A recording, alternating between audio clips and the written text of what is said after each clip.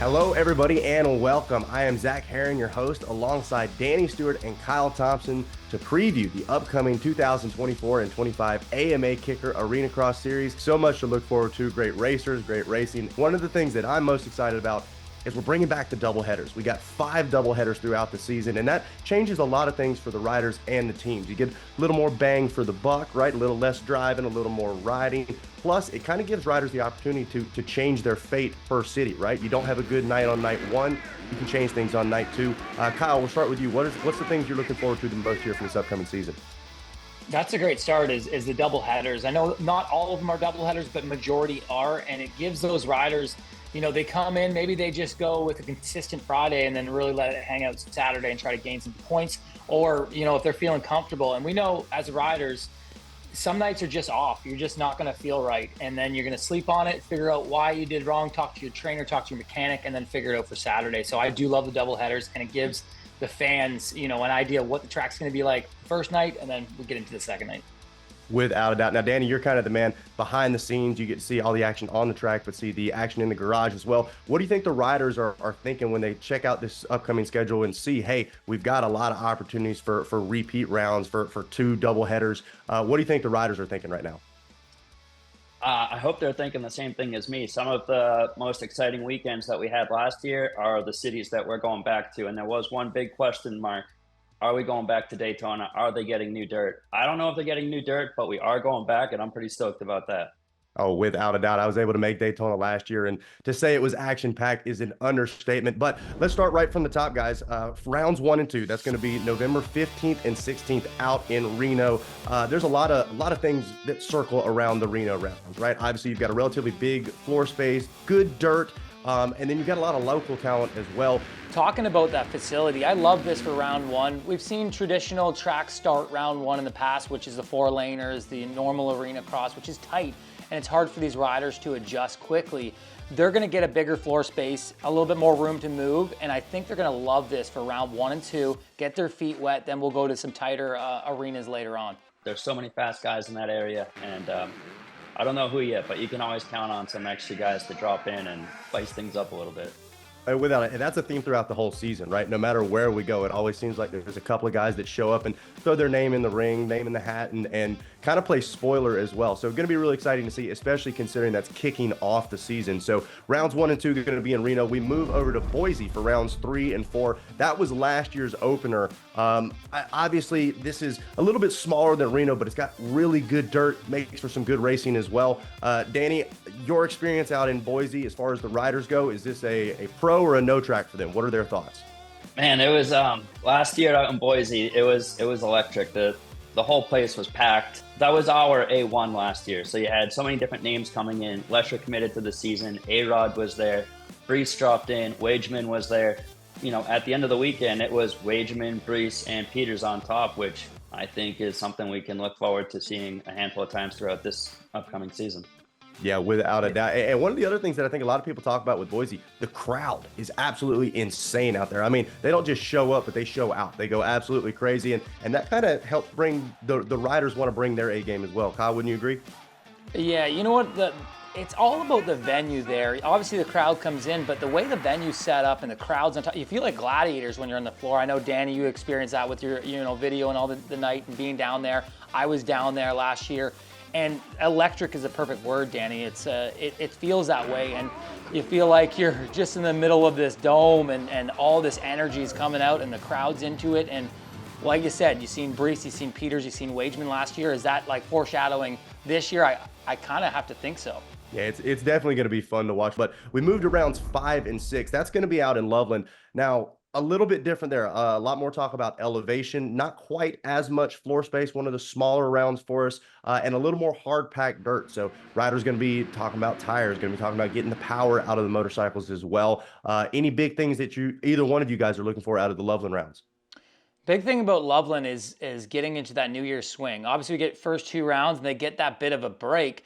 Do some of the riders that have bad 1 through 4 rounds really pick up that energy, get some good training in, and do those guys that had great first 4 rounds kind of coast and then maybe come in a little bit slower these the new season rounds, we'll say, in the 2025?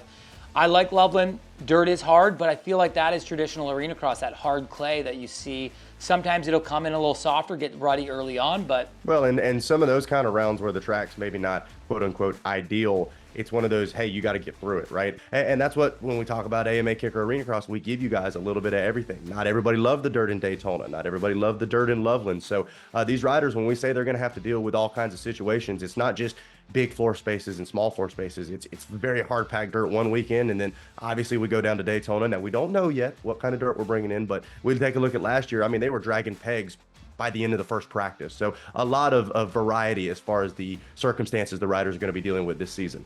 Now we take a look after that, round 7, one of our only non-doubleheader rounds, but I think this is one of the rider favorites. It's one of mine as far as a fan favorite standpoints, but you talk about Guthrie, that big floor space. I mean, we're almost competing supercross size floor space. It's one race, so you gotta show up and you gotta handle business that one night, and then awesome dirt with usually really long whoops. Now we haven't seen the track layout for Guthrie yet, but this is one of those rounds where we saw a lot of debate between the 250 and the 450. If you guys don't know, obviously both of you know, but open class out here in AMA Kicker Arena Cross, so you can run the 250 or the 450, and we saw our reigning champ Kyle Peters kind of move back and forth between this throughout the season last year.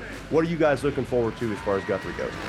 To be honest, and I know Danny and I've talked about this a lot, is that that transition where, like last year, actually, we'll talk about Peters, for instance, switching over to that 450, and Danny, you can attest to this, how much he struggled making that switch, but he was in a panic mode at that point, and that was right where the Guthrie round came in. He was panicking. He knew that Brees had a little bit more speed than him, and he was trying everything in his power to try to figure that out and keep that points gap going. And Guthrie was one of those rounds that it was a real struggle with him. He struggled with Hicks the year before that, being on a 250 against a 450. So for those big 450 guys, they're going to love this round. Obviously, it's the most Supercross-like, but it's a pivotal point in the series to make that last stretch down the last few rounds. Yeah, Guthrie last year came right at the point where all the headlines started stacking up, his KP on his back foot. And with it being an open class, it's a bit of a game of chess versus checkers, where Kyle felt like he had to try something. Kyle's got plenty of time this season. He sees the schedule. He sees all the rounds at elevation. I think you make a great point, Danny. It's the preseason prep, right? It's hey, let's go ahead and look at the full schedule. And do I want to go ahead and start testing things out with the 450, or do we really want to put our time into dialing in the 250? So like you said, Kyle, we had KP versus Hicks. We had KP versus Brees. I got KP versus question marks right now. Who's going to be the guy to step up and challenge him this year? It's going to be exciting to see for sure, especially as we start to move towards that second half of the season where in the back of the head, championship points are going to start to matter. The overall title is going to start to come into play as well. Now for rounds 8 and 9, we're going to go back to Reno. We already talked about that. And obviously some great stuff there as far as familiarity goes, where riders maybe going to be looking for a little redemption back up in Reno. But let's jump to rounds 10 and 11 out in Prescott Valley, because it is almost a complete opposite of Guthrie. It is another one of our double headers, but pretty much our smallest round. Kind of back to the basics, right? 4-lane arena cross racing. A tight space means tight racing. Sometimes things get a little hot out on the track as well. What do you guys think about Prescott Valley? There's something in the air there. I haven't been to that city for a race and not have a drama-packed night. Whether it's Jared Stanky and Cade Clayson coming together, Mason Kerr taking out Kyle Peters, Bitterman taking it to the number 1. I know Bitterman has had people in his ear saying, you got to fight back, don't get pushed around. Took himself out in the process, but man, tempers were flaring. There's something about that place. 2 for 2 going there. It was one of the most action-packed nights. Yeah, it's and you're right, Danny. If you go back 2 years, that is one legendary arena cross. It was the night Oakland was canceled, or the Saturday Oakland was canceled. That was a Friday night, and you had so many top-tier pros just funnel into that place and make it insane. The Wageman brothers going head to head. If anybody were to look back on an arena cross that stands out as one of those moments, Prescott Valley was one of those moments, and very cool venue. Excited to go back. Without a doubt. And that's going to set things up for the finale, right? Danny, you talked about it when we previewed the season.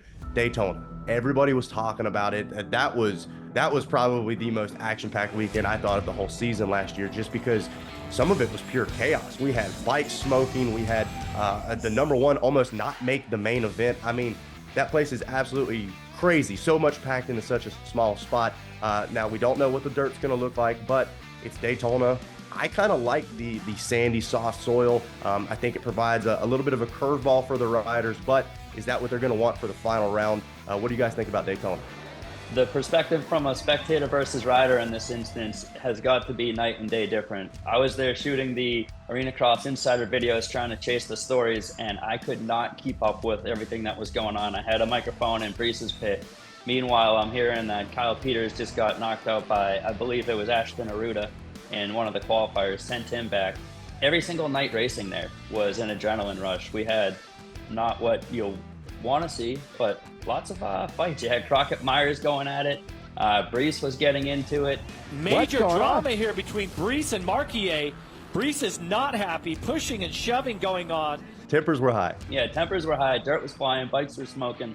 Kyle, what were you seeing there? I was at home in studio while you guys were enjoying the action from the floor there, Danny, but as a spectator, you were so right. It was the perfect, it wasn't the last round last year, but it was the perfect mix to get Brees right back in that picture, right? The gap closed, and then the next night it was the opposite, right? He got pulled away. So it was like the yo-yo effect and the emotions that went into it. I think it drew a lot of attention, as well as being in Daytona. That's a place where a lot of people, bike weeks going on, the Supercross, and all this stuff's going on, and then you got the chaos in that stadium there.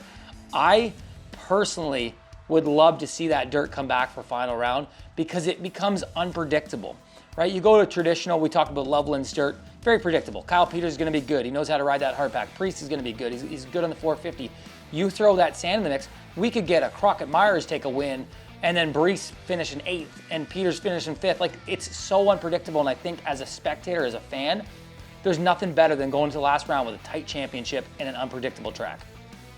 Yeah, I think without a doubt, and even like you said, Danny, is it what the riders want? Maybe not so much, but as far as a fan perspective goes, you can't ask for anything better, especially if we get the close points battle like we've had these past few years. I mean, like you said, Kyle, you bring it to Daytona. It wasn't the final round, but it kind of seemed like that was the pinnacle of the season, right? That was when both Brees and Peters had to perform if they wanted to stay in championship fight, and we saw what resulted from it: chaos everywhere. And like you said, Danny, Crockett wasn't afraid to throw some hands off track, all right, Rubbin's racing, but without a doubt, it is going to be exciting, and I can't think of any better way to close out the season. Kyle Peters going for history with that 6th championship. We're going to have to wait and see how it all plays out. If you guys have not already seen the upcoming schedule, you can find that on @ArenaCrossUSA, our Instagram. And if you guys want to tune in for all of the racing action live, make sure you subscribe to Arena Cross All Access app. Get it downloaded, get subscribed, and get ready to enjoy a fantastic season of AMA Kicker Arena Cross.